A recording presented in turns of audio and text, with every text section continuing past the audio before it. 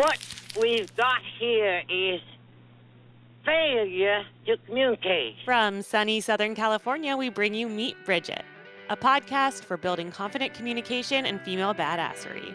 We spotlight women who have bridged the gaps in their lives by building strong relationships and speaking their teenage dreams into reality. We'll look at, how do we create products, services, and experiences for our clients that start from a place of empathy of the audience that they're trying to serve. So welcome back to Meet Bridget. Thanks so much for joining in again today. For those of you who don't know, I'm Kashia Rosenberg, COO of Meet Bridget, and I'm here with my best friend and founder, Asha Gabriel. Together, we run a confidence and communication platform for teen girls. Welcome back. We are here with a very exciting guest. Her name is Tasha Nicholson. Tasha is currently an engagement manager at Adobe, where she helps her team solve challenges creatively through a process called design thinking. Her current role with Adobe's digital strategy group allows her to combine her passion for human behavior with a management consulting lens. DSG, that digital strategy group, advises Adobe's enterprise clients on how to better serve their customers through digital touchpoints. I met Tasha in business school at our program at the USC Marshall School of Business, and we instantly hit it off. As you'll hear, it's hard not to hit it off with Tasha with her dynamic and warm personality. So, without further ado, Tasha, welcome to the show. Thank you guys so much for having me. I'm excited to be here. We're thrilled to have you. We have had a lot of entrepreneurs and creative types on the show, but it's sometimes hard to get a hold of people who work for bigger companies. There's, approvals and everything that have to happen.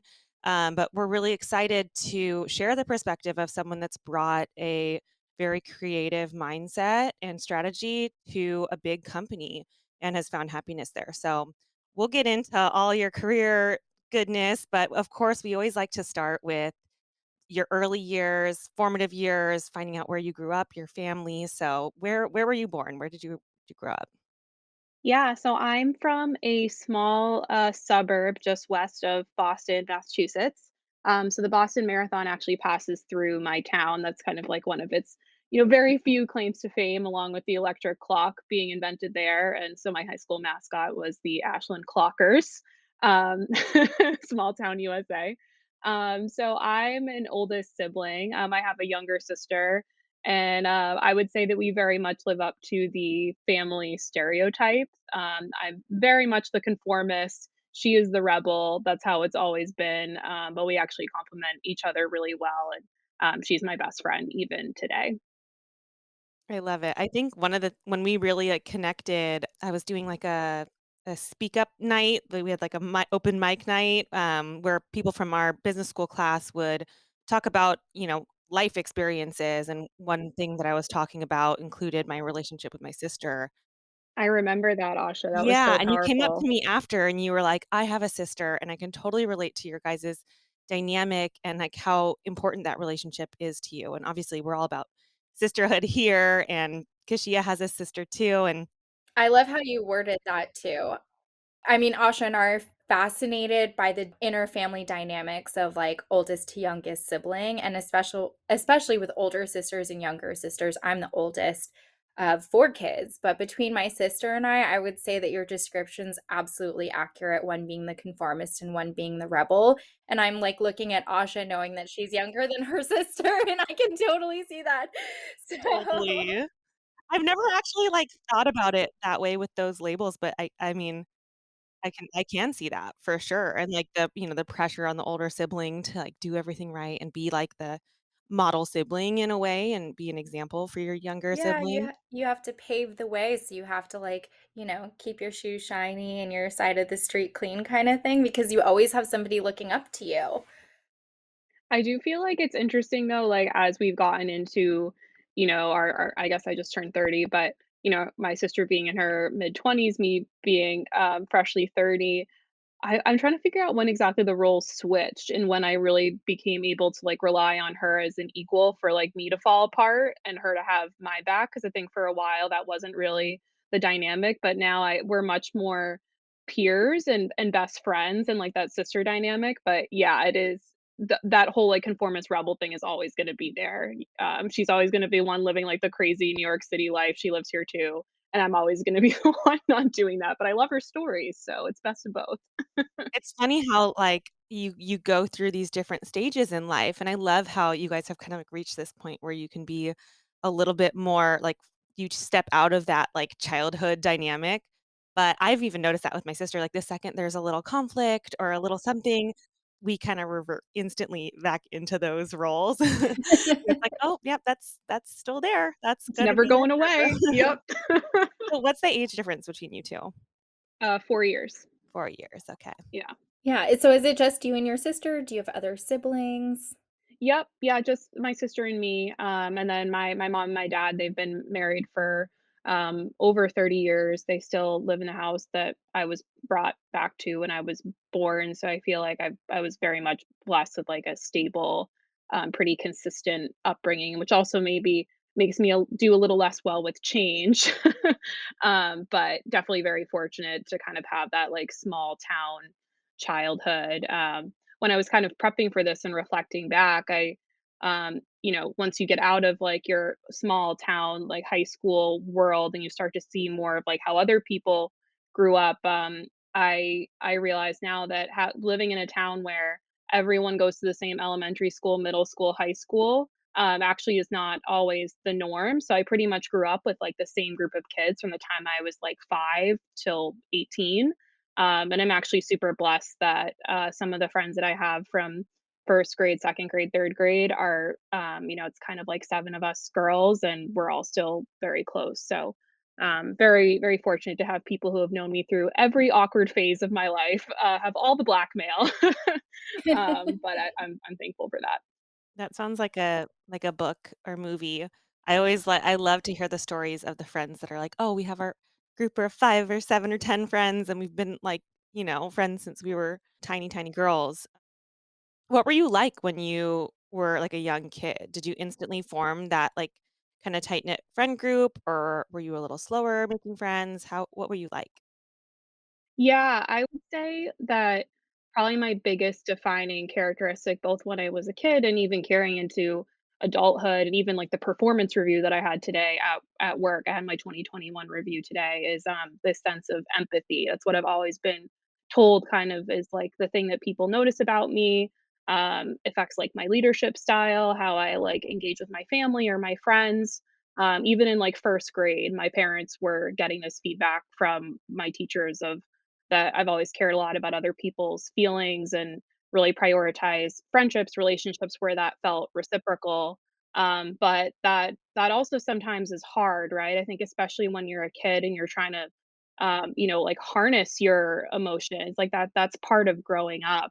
Especially when you're someone like me who feels emotions very strongly. Like I think about particularly one year in grade school, I was getting bullied a lot, and I would break out in hives and like throw up before school because I was so nervous to go. And I think from a young age, I've realized that I'm like a very intuitive person, but also that I feel my emotions very strongly. And that's been kind of an ongoing work for me is, figuring out how do I harness that as a strength because I do view it that way. It makes me, kind of like pick up on people at work or when I'm working with clients, kind of pick up on their body language of are is something that I'm saying resonating? Are they like pulling away? It's been a very helpful skill, but also one that like it's work. And I feel like that's definitely carried through since I was a little kid. I would say kind of like on the flip side of that, I'm also I've always been like very creative, where most of like little girls, I feel like around my age were playing with like Barbies, and all I cared about was like crayons, markers, Play-Doh, blocks. Like I just wanted to like build things. And probably one of the few like bad things I ever did as a kid was I definitely had a rebellious phase after my sister was born, I think, because I was, like, fighting back for the attention, and there was one time that my dad came home from work, and I had finger painted his entire desk in his office at our house with paint, and he never washed it off. In his defense, Aw. he just left That's it there, really sweet. That's very sweet. just covered in, like, lime green, highlighter orange, like just covered. I love it, just a burst of creativity. I had a similar thing, except it was, like, a little bit later on, I was probably, like, 10 or 11, and instead of, like, yellow and orange paint, it was, like, Sharpie marker, I love Ryan Gosling and Leonardo DiCaprio. It was, like, growing pains and young Hercules.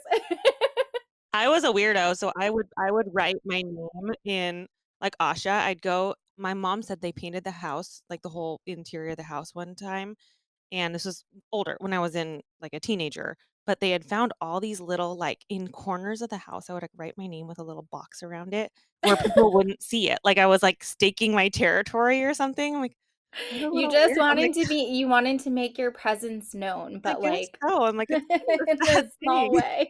Yeah, it feels like quiet rebellion. That's, like, that's the perfect definition for Asha in a way, though, like, the quiet rebel is yes, yes, very telling. See, this is exactly why we talk about our childhood years.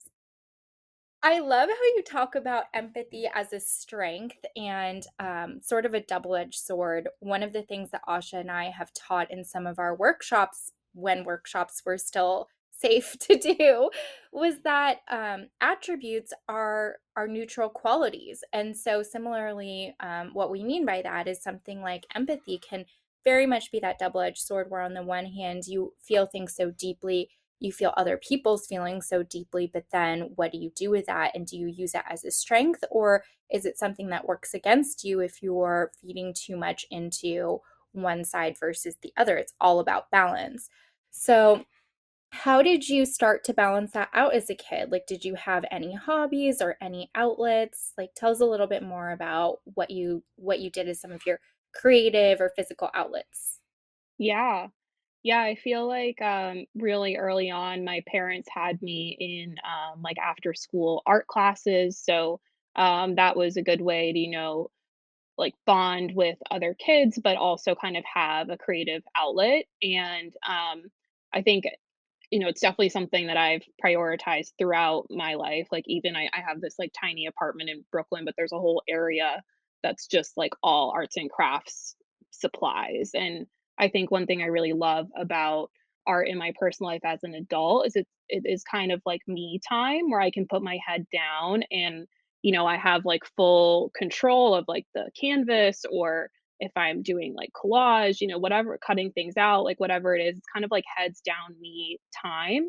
I've realized more and more as an adult, like how important that is. I also would say, like in high school in particular, I was really involved in team sports. So I played field hockey. I did the hurdles in track and field, and I was captain of my lacrosse team. And there was actually kind of a running joke. There was like three co-captains on the lacrosse team my senior year, and I was mom. There was mom, dad, and baby were like the nicknames of the three captains because of all of our personalities. But I think even in those moments, I was like the kind of like maternal team captain. So it's always something that I look back on in high school. I'm like, so I was like mom figure at 18. But I mean, it's flattering. Of course, it's flattering, but it's just kind of funny.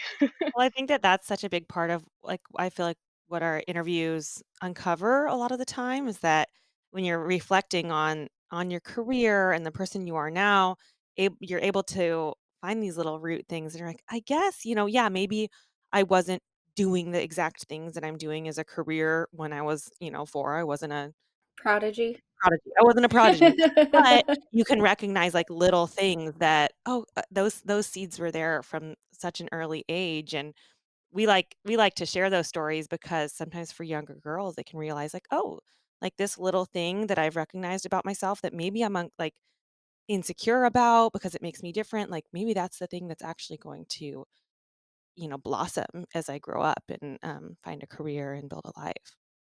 And I think kind of like what's behind that nickname too maybe was a sense of listening, that someone felt like they could come to me and tell me if they were having a problem and feel like I would listen. And when I look back on the job I have now, that's basically all I do is like if a client has a problem, like listen to them. And if I'm running like a brainstorming session with my team, like build on their ideas and push the idea further. And it really is all connected, and sometimes I think it's just hard in high school to know, like, how that will ultimately manifest as a job, because I didn't realize listening was even important when I was in high school. I was thinking about like, oh, what label am I? Am I a student athlete? Am I a like artsy fartsy girl? Am I like a nerd?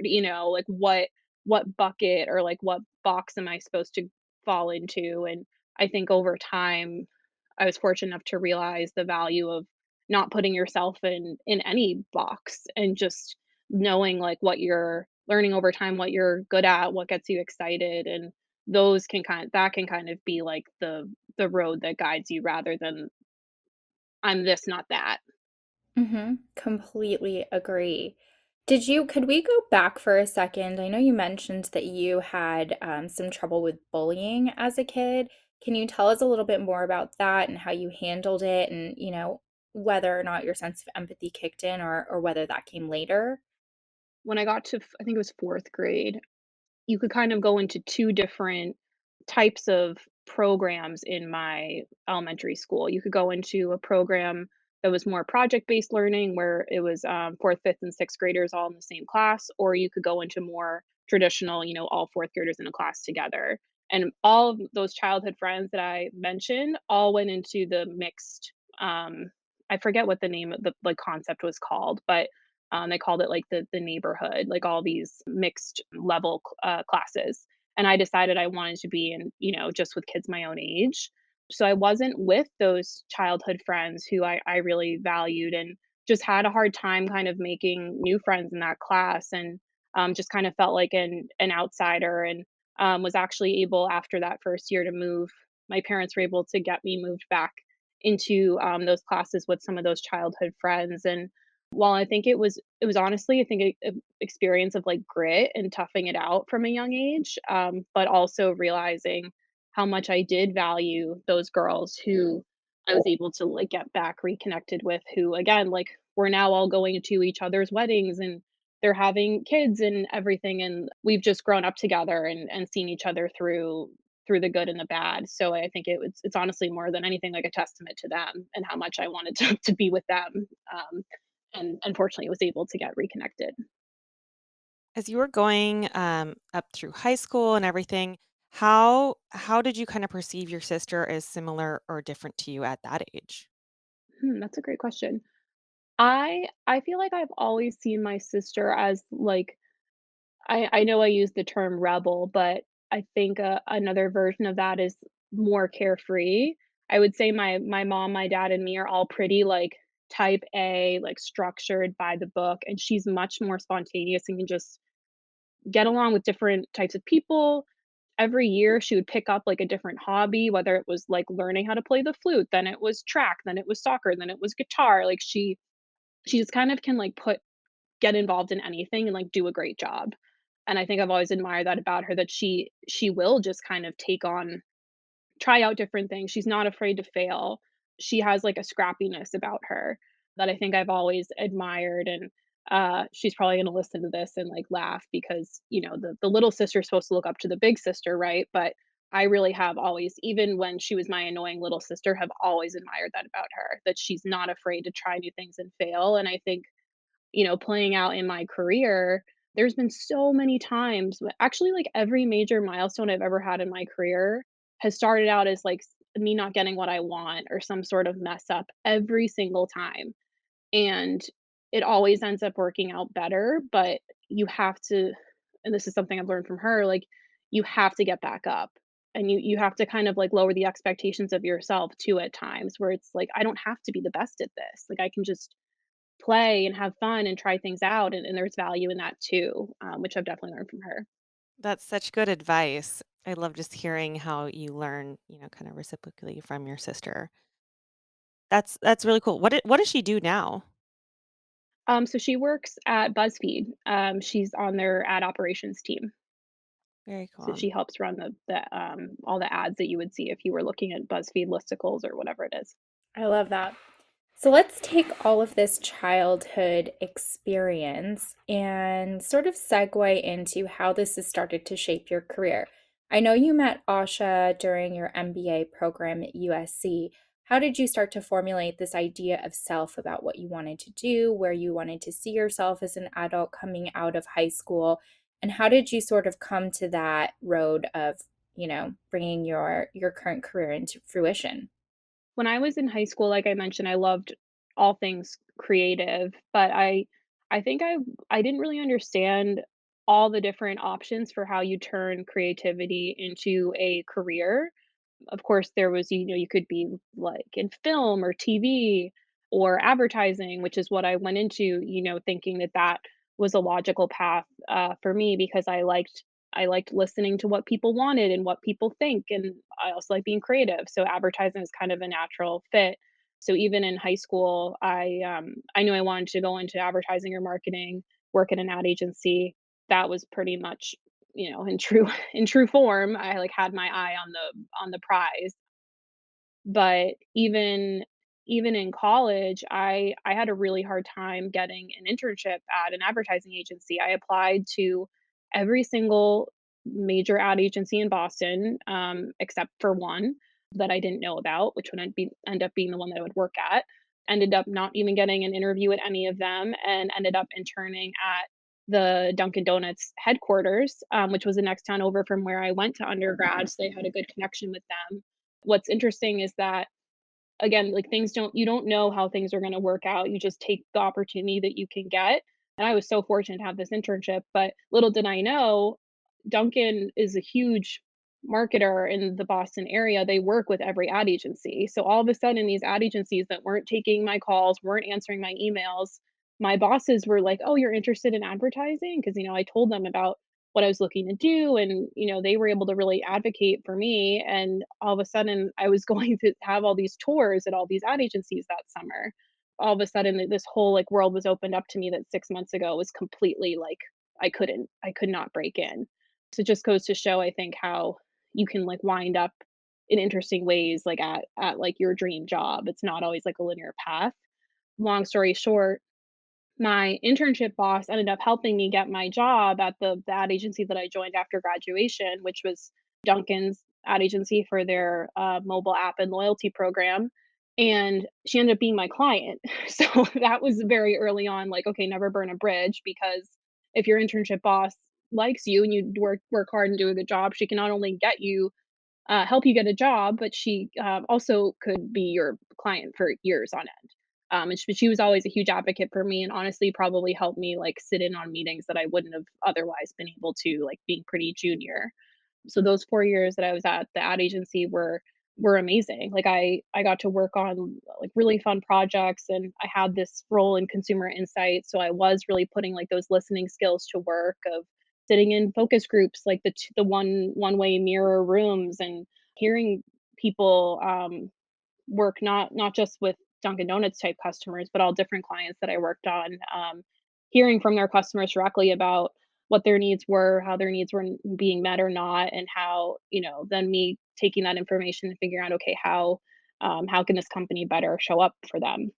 That kind of philosophy of listening and market research really has been like the carrying thread throughout my career. So for me, going back to business school was not because I didn't like consumer insights. It was that I wanted to be a little more upstream in, not, I think when you're at an ad agency, sometimes you're taking somebody's vision and executing on it. And I realized that I wanted to be a little more at the front end of, not helping Dunkin' Donuts launch cold brew, but being the person to decide we should do this because this is where the market is going. This is what people want, for the audience that we're looking to serve. So that was kind of the shift that I wanted to make, which is why I went to USC, and where obviously I met Asha. I love this. I love this track so much because it really not only speaks to your ability to continue swimming upstream, if you will, to keep going with your metaphor, but also that, things like you said don't happen in a linear fashion. For girls that are interested in pursuing careers and they're not really sure where they're going to land on their feet, what were some of the tactics you employed? Because, like you said, one day you're an intern, and a couple years down the road, that person is your client. So, how did you specifically like maintain these relationships and put yourself in the place to continue moving upward toward your goals? Like, what are some of the main tactics you have employed? Yeah. I think, some really good coaching that I got from a contact that I had at the ad agency that I, ended up working for when we met that summer was the end of my internship. She kind of coached me and was like, okay, you should follow up with me in October. And because this is when we do our first round of university hiring, and you should follow up again in January. Like she laid out a timeline for me to follow up with me at these times, which she did not need to be that explicit, but also as like a 20-year-old, like, thank you for doing that. But that's something that I always encourage. Like, if people have an info chat with me about Adobe, I say, have it not just with me, but with anybody you speak with if you're interested in the company. Like, don't let it be a one-time conversation, like, make sure you understand their hiring timeline, and if they tell you to follow up, that you do it, that you set a note on your calendar. I need to email this person, and I want to reply back to the initial email thread that we had, like, have that continuity. It's amazing how, like, these little things can just make a huge difference of showing that you really want to be there, that you have accountability, that you'll follow through, that you have continued interest. I feel like that was such good coaching on this woman's part who helped me when I didn't really know, frankly, like, what I was doing. Like, but not being afraid to ask, I think, is probably just a huge theme overall, that no one can really advocate for you if they don't know what you want. So it really has to start with you putting the ask out there. And I think you just be surprised at how many people are willing to help you because someone helped them. It really is like a pay it forward. That's such good advice. I mean, even when you're talking about interviewing for all these ad agencies and not even getting, or not interviewing, applying and not even getting an interview, it could be easy for someone to then say, I guess I shouldn't go into this field, or maybe this isn't right for me. But instead of doing that, you just kind of kept moving and you're like, okay, but there's this opportunity. And then because you still had that desire and that interest and you expressed it to someone where you were working, people helped you and you kept attracting these things that would ultimately lead you to an even better route to where you were going. So I think that persistence, even despite, some detours or not having things go the exact way that you think it's supposed to, is so strong. And then the follow-up tip is so, so important because I mean, I experience this daily in my real estate career. It's like, it's easy to think, oh, maybe like that person didn't respond to me. Maybe they hate me or they think I'm being annoying or this. And like, you can kind of, if you don't hear back from someone, you can assume and create like a response out of your own insecurities. And oftentimes it's like people are just busy. Like, think about when people reach out to you, you don't always like get back to them right away or life happens. So I think that just not assuming, and as long as you're respectful, especially when you're in a position, you're a young person and you're just trying to learn, no one faults you for following up. And it is actually quite rare to have someone follow up and follow up. And I've I've hired people in the past, but just because I was like, look how persistent this person is. And I'm so glad they reached out again because that totally slipped my mind. And I'm so glad that they're here now when there is an opportunity. Yes, especially these days with this huge influx of, information and media at our fingertips. I feel like the important stuff has a harder time floating to the top. So it's especially important to maintain persistence in a respectful way. And I think that's the perfect, your story is like the perfect example of that. Yeah, and I remember, like, when I was at the ad agency and living in Boston, I would go to a lot of these, women in business, women in tech, women in marketing panels, and I used to sit in the audience and look up at them, and they would have this perfect narrative, with, like, a bow tied on it of, "Oh, I was interested in this, and then I pivoted into this, and then I went back and got this degree," and I would just sit there like, "How am I gonna ever be one of these people?" Like, I feel like I'm just, like, clawing for something, and then, being a couple, I don't think I'm ready to be one of those women sitting on a panel, but with a little more kind of experience under my belt, you realize that you can make the narrative make sense in retrospect, right? Like, I can say that, empathy is like the common thread of my career and walk through like how everything in my resume supports that or doesn't, whatever. That's easy in retrospect, but when you're in it, you're just like clawing and that you're just fighting for the next thing and you make it make sense later on. But maybe maybe that's part of the key. It's like 1 degree of separation today makes, a universe of difference.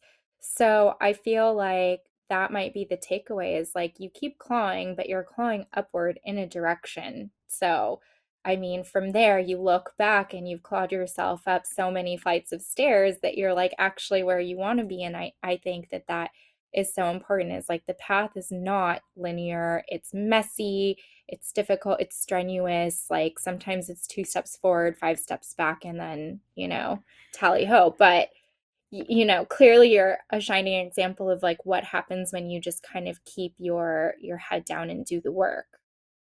I know, and it's funny because I think part of the natural process of, really coming into your career is, like, we all have that desire, I think especially right around, like, the 30s and stuff to look back and, like, see the common threads and make everything make sense, and then you literally like, there are practices where you create a narrative when you're going out for a new job or you're presenting yourself where it's like, "This is my story," and you pick certain things, but it can be kinda deceiving for someone that's really young that's trying to look to become those things because 'cause they're like, I can't see that empathy is gonna be my thing, that I'm gonna stand on 20 years from now, like, I don't know, and that's okay, that looking back, you can know that that'll eventually happen, but in the moment, as long as you're moving forward and staying present with the opportunities that do show up for you and the mentors that are providing you with time and advice that if you're taking those moments when you look back, eventually, it's all gonna make sense. Yeah, and I think just keeping that sense of curiosity, of exploring what like I don't work in advertising now, so just like keeping an open mind about what interests me, like what am I passionate about, what comes naturally to me, and then being flexible on how that is applied, because that can change over time. Totally, and when you're young, I feel like they say, like, pick a career, and, as a young person, you're only really exposed to so many careers, whether it's your teachers or family or parents or whatever, it's a handful of careers that you really even have a sense of, and even then, you don't know what it is like to be in that daily grind, and maybe it's something you actually hate that you think that you wanna do when you're younger, but there's something about that career that is actually a thing that's present in 20 other careers, that could be right for you, so knowing that, like, the thing you pick initially really might not end up the thing you end up doing, and that's fine and great too. I love it. So, okay, so from the advertising, world, where did you kind of go next? And during this time in your life, like in young adulthood, did you have any other personal things that went on? Have you had any young adult, like really pivotal or difficult or just, important events outside of work? Not in particular. I would say, like, one other formative experience I had while I was living in Boston was I, got involved with a nonprofit called Minds Matter, where on Saturdays, I was working with a high school student who went on to be first gen college student, ended up going to Dartmouth, getting a full ride, but we worked together every Saturday on, his essays, his, summer program prep, just because, for him, he didn't always have all those resources on hand for people who could guide him. And I think that really resonated with me too, of just wanting to find ways to help people outside of work and, wanting to put that listening into practice in a different context because you can grow up one way, and again, when you're in a small town and I went to a small undergrad, 2,500 students, so I think you can get in your bubble really quickly. So that was a good opportunity for me to at least see a little bit of how somebody else in my community, right? We both lived in Boston, how we both live. So I think that shaped a lot of just kind of how I see the world now, I would say. Yeah, he graduated from Dartmouth and he's now in consulting. So, such an amazing story. And you are part of it. A very small part. He did the work. But yeah, I feel like kind of at that 4, or I guess I was at the 3-year mark of living in Boston and working at the ad agency, and just realized, I think I'm ready. I've been in Massachusetts my entire life with the exception of study abroad. I think I'm ready to spread my wings a little bit and do something different. So that was really what led me to USC, which kind of became another like scrappy uphill battle in a lot of ways of going and thinking I was going to end up at a design consultancy, and just realizing how hard that recruiting process was, and ended up pivoting into tech because fortunately USC had a lot of relationships with tech companies being in California, and then ultimately interning at Autodesk up in San Francisco, and then accepting a full-time role at Adobe. So again, I think it was just like those same lessons coming up again of knowing what you're good at, but being flexible about how you apply it, like staying true to what you're interested in and not just doing what everyone else is. Asha, I'm sure you can speak to this too. Just you get into this program with all these other super impressive people, and just kind of like staying internally centered and like staying your path and not trying to chase things that you see other people doing because they look prestigious or appealing. And I think that that was something that I really had to learn at school is in grad school is staying true to who you are, what you're passionate about, and kind of like build again, like building your brand around it. And that way when opportunities would come up, even like my classmates could point me in the direction of things because they knew what I was good at because we would talk about it. And people were collaborative, and that was part of the reason I chose SC over any other program. Was it was not sharp elbows, and I knew I needed like to have my people in my corner kind of thing. Yeah, I can completely relate to that. I'm also like, I'm just a super curious person, sometimes to a fault, like sometimes to a strength, sometimes to a fault. And where it's become difficult sometimes. I experienced that in business school, looking at all these impressive people and seeing like their specific tracks. And I'd get so curious about them that I'm like, well, what if I would have done that? Or like, what if I would have done that? And it can be distracting. But that process of like, seeing yourself in all these different potential paths and then being like, but this is the one I'm choosing, can actually be really empowering. And when you come to a place where it's like, look at all these options that I could have had. And business school was particularly that for me because I had gotten really, I had worked in very specific industries where I was exposed to a very specific kind of person. And then coming to business school, I was like, wow, I forgot how many other industries there were and how many different kinds of people there were and different paths. And that was so eye opening. But then in that process, you eventually kind of narrow back down to like, okay, but this is what I'm doing. And I have to stand in that and not be tempted by everyone else's stories. But those connections, that come from programs like that, like we still like all have people reach out and be like, hey, I know you're doing this now. And, I remember you were interested in this. Like you should connect with this person. And it's just the best. Trojan family. It speaks so much to the power of collaboration and connectivity.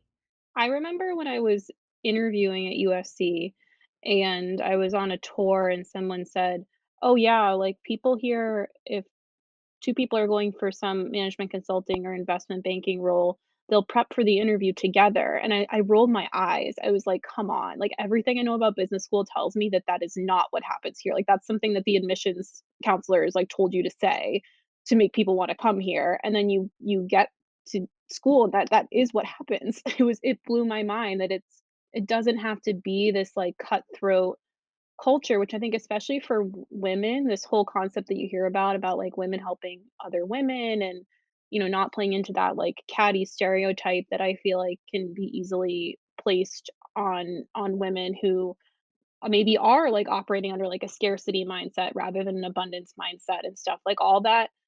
Seeing how at USC like that wasn't a thing was so powerful for me and like formative for how I want to show up like as a leader. Like I don't want to I want to like compete with myself. I don't want to compete with my peers, like I want to learn from them. Well, and I think that I mean, you kind of mentioned a similar thing when you were talking about, your old internship boss eventually becoming your client. I think that in situations like when you're in competition with someone for the same job and there's only one job, or in any situation where it feels like there could be scarcity of opportunity, you also don't know like how everything's going to shake out. And these people, if you're in these same circles, you're probably going to cross paths again, and you just might not have the bigger context. So just like staying productive and lifting people up wherever you can, like collaborating to prepare for something that you're eventually gonna compete on, that you just never know where your paths are gonna lead you, and you could be working together, you could be helping each other later on, just never burning those bridges or seeing other people as totally adversarial to your career, because while it can feel like opportunities are scarce in a moment, there is no such thing as scarcity of opportunity, if you keep if your mind is open. Yeah. And Tasha, to your point too, I mean, you learn so much from the people that you collaborate with. And I think this goes back, it's very parallel to the big sister, younger sister dynamic. I have a lot of strengths that my sister doesn't have, but I see so many attributes in her that I really admire, similar to the way you and Asha talk about your relationships with your sisters.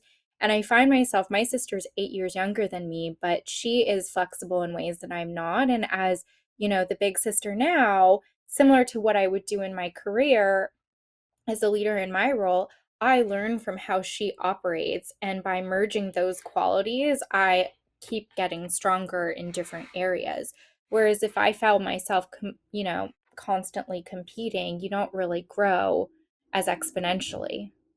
And I think at a certain level of like when you're focusing too much on being competitive with other people and maybe like meeting some bar to be the same as other people, you aren't actually leaving room for yourself to go ironically like be the best at something. If you're constantly playing like a parody game, like you aren't leaving space maybe for to go explore something that you're really interested in that actually other people aren't, and maybe that could become your superpower.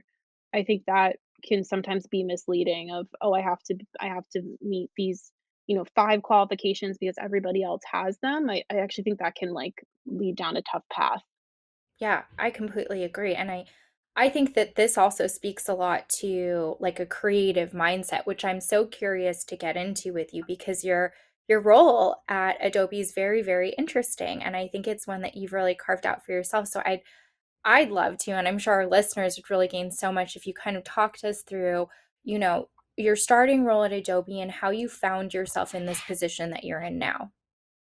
Yeah, so the team that I joined at Adobe, it's a little bit confusing because it kind of sits at the intersection of a few different functions and teams. But technically, I sit within our sales team. So this Adobe, for maybe people who don't know, is a company who makes products like Photoshop, PDF, and also marketing technology tools like Adobe Analytics. The marketing technology tools, which is branded under our Adobe Experience Cloud. That's sort of my focus area, is helping at the end of the day support the sales of those products. I feel really fortunate to sit in a team that is based in a more management consulting style approach to selling. So we kind of take a human centered design thinking approach where we'll look at, how do we create products, services, and experiences for our clients that start from a place of empathy of the audience that they're trying to serve. So we'll help our clients. I think Asha mentioned this, enterprise clients, so businesses, a lot of like Fortune 500 companies, help them envision what their future state of their customer journey could look like from, you shopping online, you add it to your cart, it shows up at your house, you return it, thinking through all the steps of how somebody experiences your brand. How could we improve that using Adobe tools? So I would say the first year and change of my role was really learning that management consulting style of thinking. Coming from an advertising agency, I feel like I was so fortunate to be able to think like super blue sky all the time, really divergent.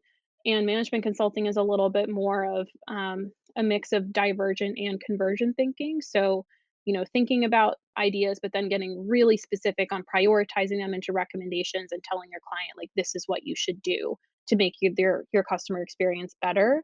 That was really the first year in change, was learning that skill set, which was great. But then more recently, I've kind of been able to go a little more out on my own and feel like people kind of understood, like, how I was a little bit different than maybe some of the other people in my cohort that were more traditional management consultants, where I was able to go a little bit out, on a limb and create this program called Innovation Recess, which is a problem-solving program that we can use with our internal Adobe teams, with our clients, but it's all based around, tactile brainstorming and tactile play. So we might have some sort of business challenge that Adobe is having internally or one of our customers is having, and we'll think about how we could solve that problem, but instead of just, using like a Word doc or like sticky notes, we'll actually build things. We'll use Play-Doh, we'll use Legos, and think about what the solution to that problem could be, using our hands. So it actually helps activate, different parts of your brain. For people who maybe learn a little bit differently, it's a little more inclusive, especially with, like, virtual video chats. I think that plays to a very specific type of learner. So we're trying to be a little bit more inclusive about the way that we solve problems, particularly in a remote or hybrid work environment, and make sure everyone's voice comes to the table. So it's been just, like, amazing to see, even people who are skeptical, honestly, like, that happens a lot. I put Play-Doh in front of people and they think I'm crazy, probably rightfully so, but there's such a cool, like, light bulb that you see go off in people's heads, when they start playing with it, and they're like, "Oh, I actually because of, like, the color of the Play-Doh or, I just started playing with it, and an idea kind of came to me that I'm thinking about this a little bit differently than I would have if we had just been doing things the same way we always have." So it's been so fun. I love that. And I love that we're sharing your story because I feel like people can assume like either you go a creative route or you go a corporate route.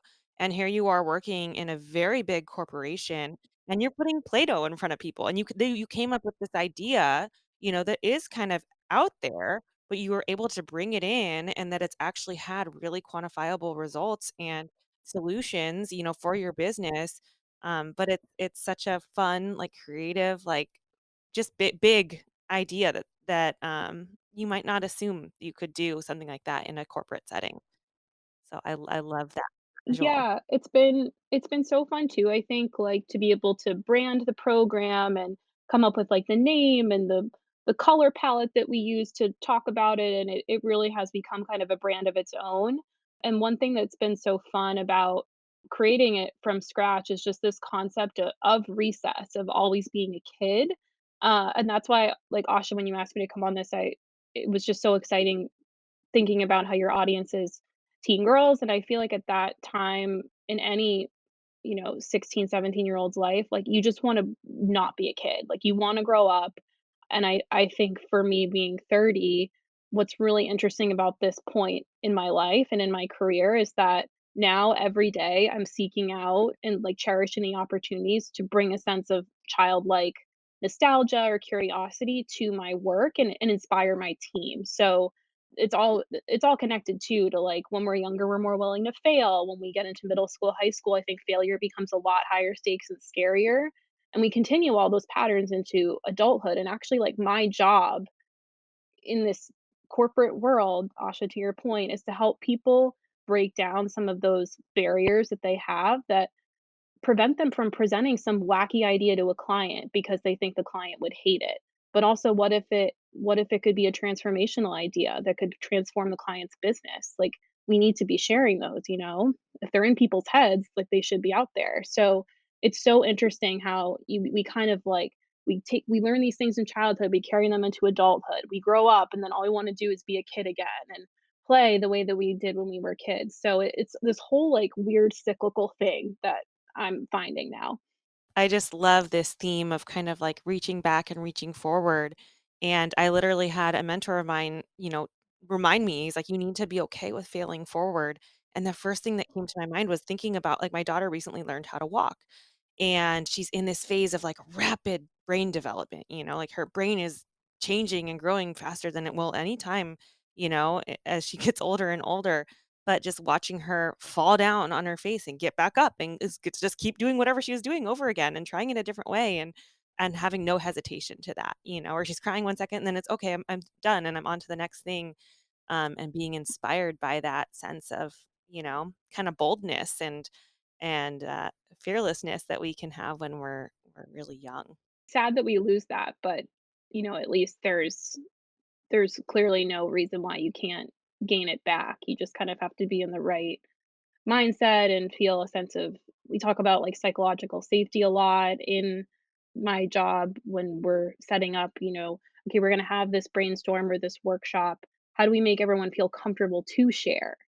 Which again is where, like, the empathy comes back into play and creating that environment where people will share that wild and crazy idea and not feel like something bad is gonna happen, 'cause that's, a fear-based mentality, which is the opposite of innovation. So it's just been such a fun role, and honestly, like, 5 years ago, I didn't even know I could have this job, which is I think is a testament to the conversation we've been having. Totally. We focus a lot about how being a communicator and always honing your communication skills and how you connect with other people is such a source of confidence throughout our lives. Do you have any specific tactics, techniques, things that you think of when you're communicating and connecting with people, whether it's at work or in your community? And have you seen that contribute to your sense of confidence? I feel like there's definitely those things that probably come up on every, like, Google search, right, of being an active listener and nodding and say starting your sentences with, "What I'm hearing is this," or, "I think you're saying that." But I maybe if I go, like, a little more introspective with it, being, like, a good communicator with yourself, like, I think I personally benefit a lot from like, if you were to go into my phone, just, like, the amount of n notes that I have of just me kind of, like, processing again, always been like a little kid and it's had a lot of feelings, like, for me, I've always had to, like, process my thoughts myself, and I read something about how people who, have, a lot of emotions tend to do better on, like, verbal standardized tests because they're always, like, thinking through their thoughts and, like, writing things out, and I wonder if that, like, actually is true for me. The way that you communicate yourself and the with yourself and the narratives that you tell yourself or actually become really powerful for the way that you show up with other people. I think that concept of self-talk is something I didn't really know much about maybe until, like, the past couple of honestly, Asha, I think it was probably that fostering creativity class that we took at Marshall, where we learned a lot from a psychology professor at USC who taught this class about the way that you talk to yourself, like, what are your biggest fears, having to share those with the class. We literally sat in a circle and had to go around with all of our classmates who are, we would see, like, in their suits going to job interviews, and we had to sit on little cushions and say, like, what our biggest fears and limiting beliefs were. And I think once you've done that, like, you know, communication and confidence, takes on a whole different meaning because you're sharing it with people that some of whom you've never really talked to before. And just putting yourself out there and being honest with yourself and then being able to share that with other people, I think is super powerful.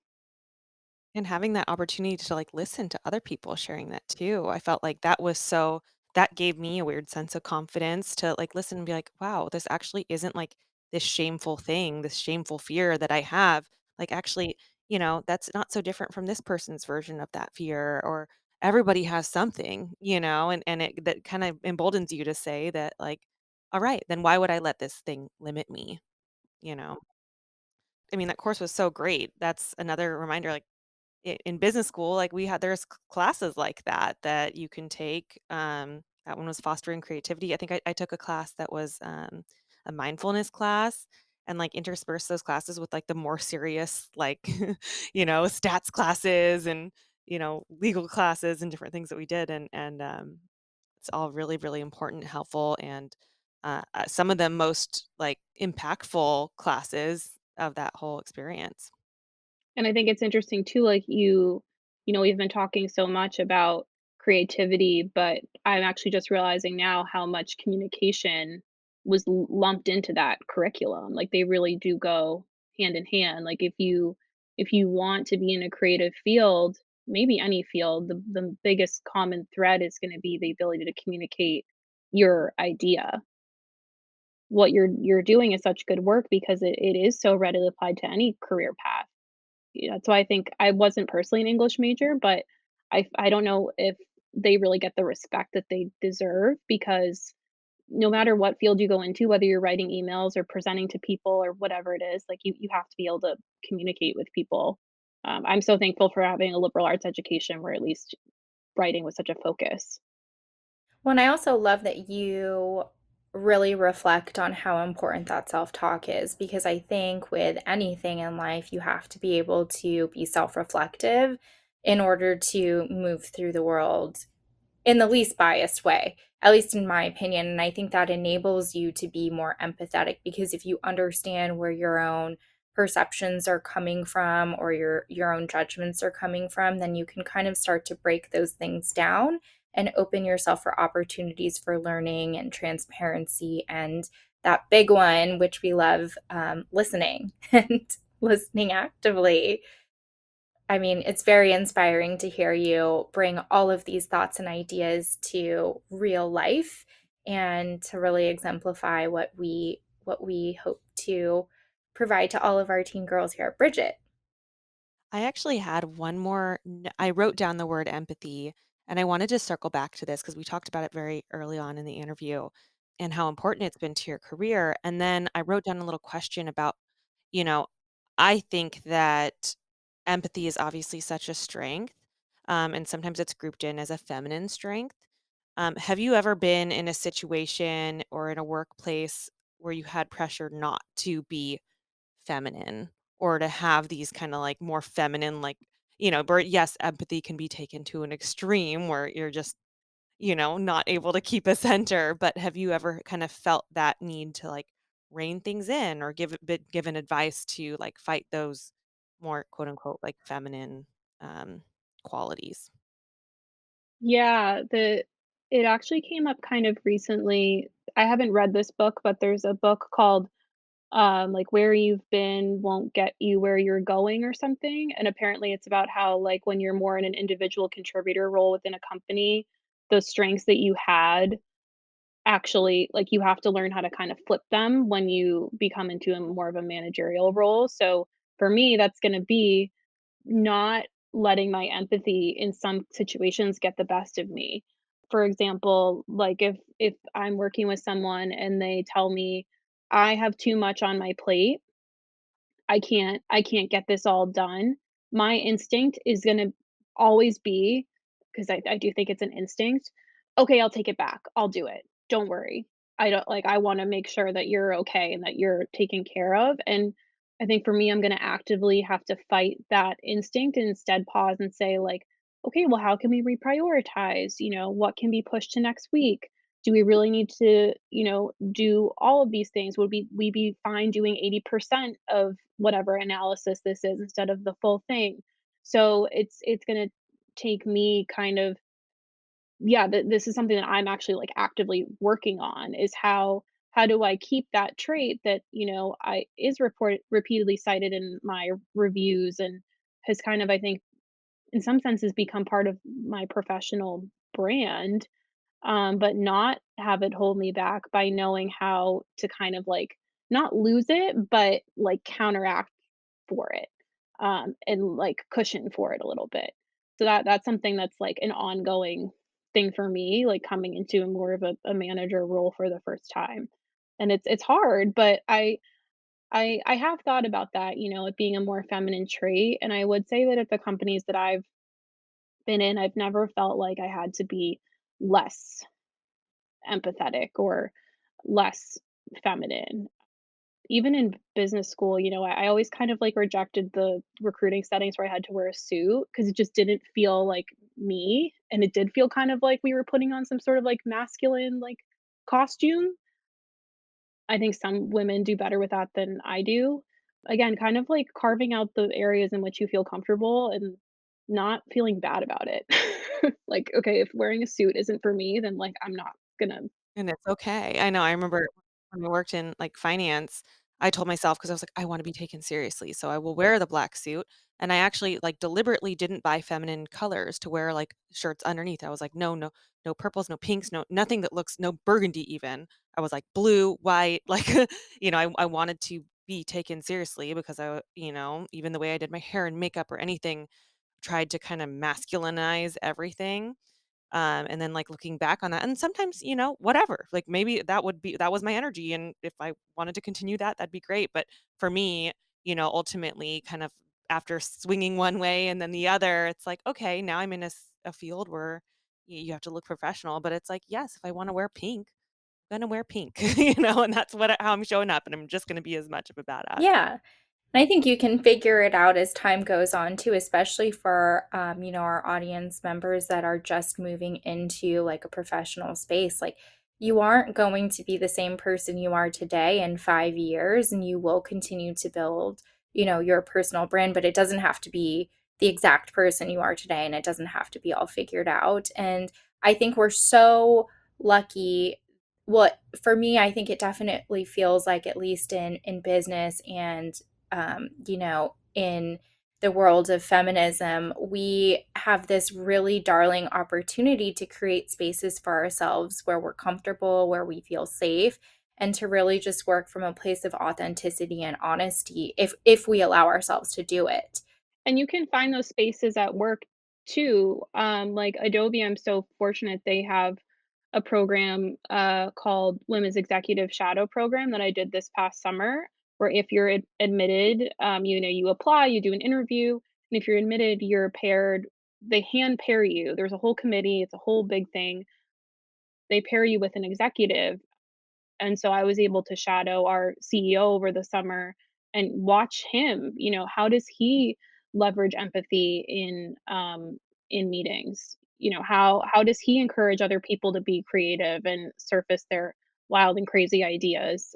So that's all opt in. These executives are opting in to have women shadow them and show them what different career paths can be. So I mean, it feels very aligned to your mission. But I think I've just been so impressed with how companies more and more, I think, are carving out these spaces for women who are in an exploring phase of what could I do here? You don't always have to have the same job within a company, and you can have multiple, they call them like Adobe lives, where that's encouraged to explore and have those pathways be open. So I've just found that if you go looking for it, whether through more formal or informal means, you can find women who will support you and support that authentic version of you. I think that's such an inspiring place to start transitioning to our fast five. I feel like we've had so many great nuggets from this interview, and I'm so glad that we did this. So, yeah, so our next little segment is just fast five questions. Just say whatever comes to the top of your mind. I'll start with the first one. What was the most productive mistake you've ever made? Gosh, how where do I begin? I don't know if I could call this a mistake, but I didn't get into my dream school for undergrad, and it was the most bone-crushing thing at the time that had ever happened to me, and it ended up being the best thing that ever happened to me. My friends from undergrad are still my best friends. I would they've taught me, like, everything I know about being a thoughtful, nice person. I wouldn't change the 4 years I had for anything, even though at the time it was like, "The small envelope, not the big envelope, like, what am I gonna do?" What was your undergrad program? Marketing and Spanish, I was a double major. What was the Oh, the the college? school? Stonehill College, it's like 45 minutes from where I grew up. Okay. Question number 2. How do you pull yourself out of creative blocks? I don't keep thinking about it. I change my environment. I go if I'm sitting at my computer, I go for a walk. If I'm, at the office, I'll go home. I've caught myself enough times to know that if I'm stuck staring at it, it's not gonna fix it. I have to go do something else, and it'll be in my subconscious. Can you share an embarrassing or silly moment? Sure. Well, actually, when the shadow program that I mentioned, I was so nervous to meet him the first time. I'd done like hours of prep, like watched his interviews on YouTube and talked to all these people who had worked with him in different capacities. When he came on the like Zoom video chat, I gasped. I I was so starstruck that I had done all this prep and, like, all I could get out was like, "Hi, thank you for the time." But I, like, gulped before I could talk, and I'm sure he 100% heard it, like, through the audio. I maybe I'm not the first person that's happened to, but I was like, "Oh my god, you did all this prep and you're gonna, like, gasp and gulp and not be able to get your words out when you're meeting the head of your company." That's a good look. But it ended up being okay, right? And that's the thing, like, it's just a testament to how, like, kind he is, like, but he went, to USC's, one of their rivals, UC Berkeley, so we were, like, joking about that, and he made me feel super comfortable, but gosh, yeah, all the prep in the world can't prepare you for when, like, someone joins the call and you're just, like, starstruck and can't get your words out. Okay, favorite specific creative go-to outlet lately? Definitely multimedia collage. So I feel like during COVID, I started burning like a lot more candles because I was working from home and just wanted some like serenity. But I ended up saving all of the jars, and so I like clip magazines and like put I create these like mosaic collage jars. So I've like put flowers in them and give them to like as like Galentine's gifts, or they're like pencil holders or something. But it's like mindless. Again, like heads down introvert time for me and just like thinking time. It's like so therapeutic. I absolutely love that, and I need to see pictures of it. Yeah, I'll send you some. For number 5, what is one piece of advice that you would give to your 16-year-old self? Don't feel guilty for having fun. This was definitely a narrative I think that was more placed on me. My parents were like, "Take mental health days." Like, they did not need to push me in high school, I pushed myself enough.